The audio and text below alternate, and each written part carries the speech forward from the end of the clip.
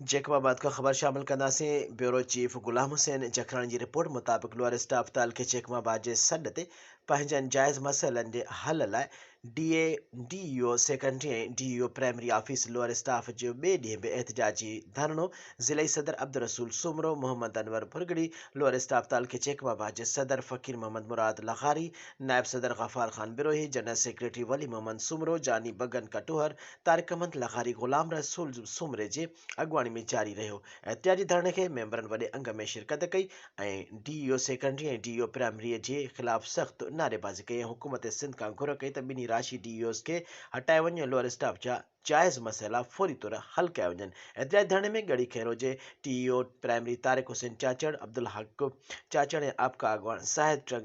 ज़ाहिद अली डिंगर शिरकत कई। एहतजाजी कैंप ते DEO primary Mohammad Parel Sheikh DEO secondary Syed Asadullah Shah ऐं गस्टा ज़िले जे सदर नसीबुल्ला खोसो अची करे लोअर स्टाफ अॻवाननि सां ॻाल्हियूं कयूं ऐं मसइलो हल करण जो यकीन ॾियारियो। पर लोअर स्टाफ जे अॻवाननि चयो त जेसीं ताईं असांजा जूनियर क्लार्क प्रमोशन न कया वेंदा एहतजाजी धरणो ख़त्म न कयो वेंदो।